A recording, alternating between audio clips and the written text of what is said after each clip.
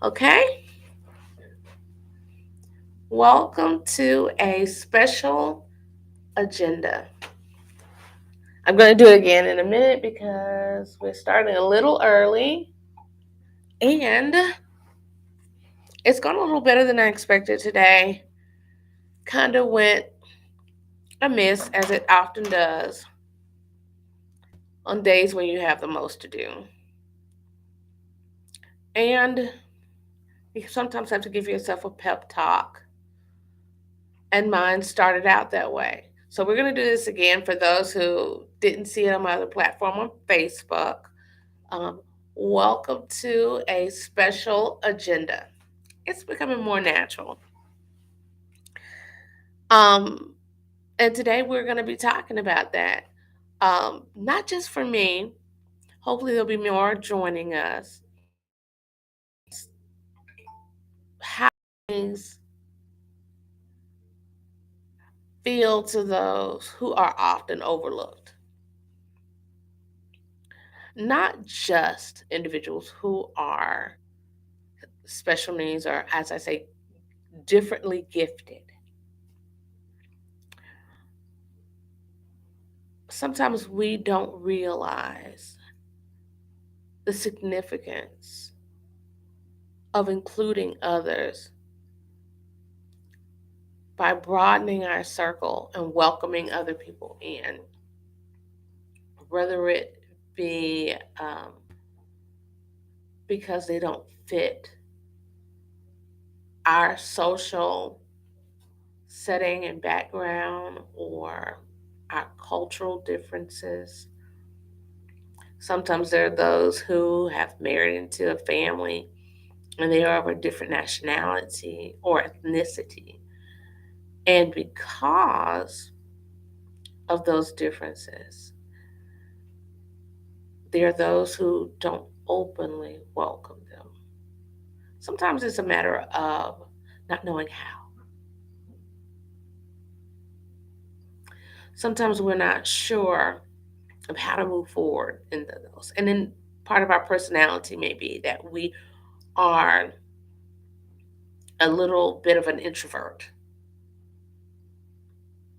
Maybe that person has a different financial standing, and that makes us uncomfortable, whether they are more financially stable or less financially stable. There are instances where, because of that, they are not included. Now, there are instances where that is a natural setting where that has to be, because, say, you're flying to another country, and because of their financial means, they cannot be um, included because they financially not are not able to participate. But there have been times when we aren't mindful of the hurt that one causes by intentionally overlooking someone that we could include because we haven't given any thought to that the the discomfort that they may be experiencing. It's the same discomfort with that we may be experiencing, considering including them. Everybody isn't does not have that spirit of they will just come to you and start talking. Everybody is not an extrovert in the sense that they'll just introduce themselves and they could talk to, as my mom says, a tree just sitting in the yard. For myself, I did not realize the significance of that when I was younger. There was one particular incident, and I still feel some guilt over it even today, where I was with older kids and we were having a conversation. It was a group of girls and it was family members. And and I apologized years later to my sister for it, but it still gave me pause. And this was even, I think, even before I realized anything was going on with my daughter. And there was nothing going on with my sister except she was younger. And because she was younger,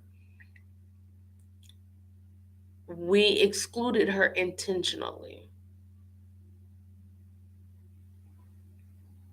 We were having a conversation about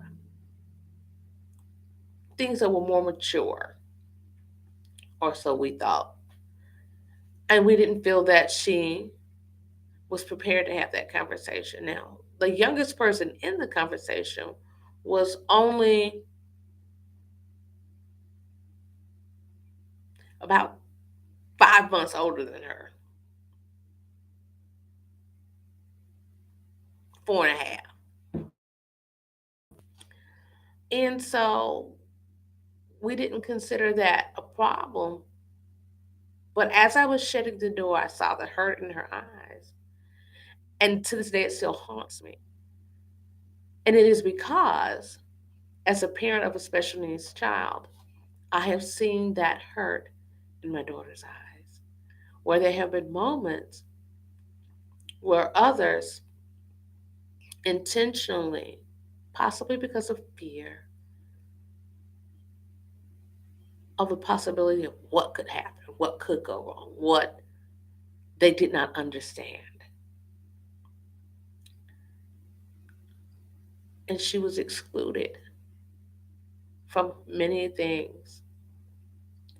But now there are many things that are created for special needs kids.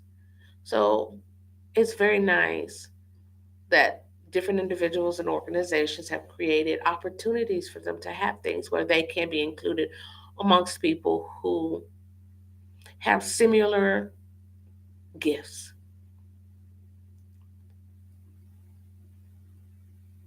And because of that, this month on the 25th, she will be participating in a pageant that not many people know about. And we kind of did it last minute, but they were so kind about it. The Miss Amazing pageant. It will be held in Midfield, Georgia on March 25th. And it's going to be so many great things happening there. There will be opportunities for them to communicate and make lasting bonds and friendships. She will get an opportunity to display her talents and gifts, make connections. The other things within the industry that she has wanted to participate in because she has goals, many that know us know that Rayla is not afraid to perform in any capacity. But she also is interested in voice acting. And there have been those who I have reached out to, but it's very hard to get into the industry anyway, regardless of whether or not you have limitations or gifts or not. But knowing who to talk to and have to have those conversations and who to submit material that you may have that you would like to be a part of. And having people create those opportunities is a blessing and a gift. I have been fortunate to find other individuals that are not a part of organizations who have children or grandchildren or siblings that have concerns that have opened up their arms as well. But as a parent of a special needs child, there are moments where you feel a little alone because there's not many invites that you get. And when you do, there are not many people who understand your circumstances or that there are certain things that you can't participate in because of the requirements that your day to day has needs to be met. And that's not always easy to convey that to others and trying to open yourself up to where you allow others to be in your life who to love your family as well, to love your children or those that you're caring for without fear.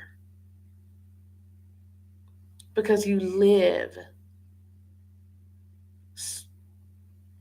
I'll say, neck deep in a pool of concerns. You have to protect them. And in some cases, oh, for some of us, past trauma, personal issues, have encased us so that we're unsure of how to move forward without overprotecting them. You want to give them the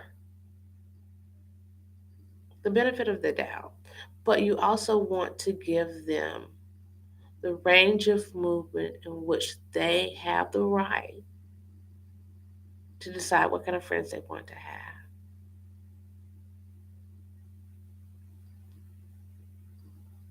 and not lose sight of who they are. And that's not easy all the time.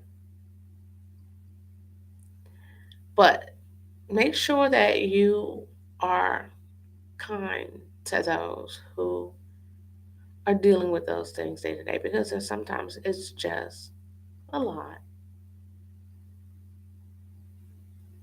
And we are aware of what's going on around us, even if it appears that we're not.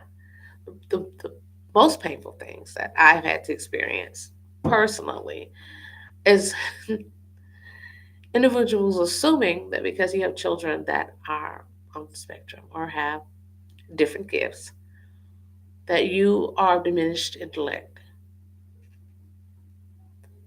There was one particular incident where someone who I loved and was inspired by and was impressed by how kind they genuinely were, was playing with my son. We had not known each other very long, and they were playing cards with him. Now, I was just observing their interaction, and they felt the need to inform me that they weren't actually playing a card game, which it took effort for me to press that down and not say anything because I did not want to offend them or to be overly sensitive. But I already knew that it wasn't a card game. And I knew that they were just observing them and basically assessing how their mind worked. And sometimes, because of our sensitivities and past experiences, we will limit ourselves from communicating with people and including them in our company as parents who personally need inclusion ourselves because of our fear of being looked on in a diminished capacity. So it kind of goes both ways. So I will encourage all who have loved ones that they're caring for and try to make sure that they find a place of peace and love and acknowledgement. A place where they get their flowers now. A place where they are enjoyed and appreciated now. It's not always easy, but we have to make the opportunity to do that ourselves as well because it does definitely go two ways. Y'all have a great evening. Take the time to show each other how much they mean to each other and how loved that they are. Even when things become overwhelming and you know that you have not been included, maybe take the time to step outside of your own shadow and talk to those who have hurt you and then ask questions. Oh, well, ask questions about how that you all can reconnect to find out what particularly happened. So you don't spend years encased in your own fears. Thank you all for taking the time to join me in a room with a special agenda. I hope you all have a wonderful night. Even if you don't feel that the love will be returned or reciprocated, be kind to those you love anyway, because kindness is a choice. You all have a wonderful night. Thank you for joining me.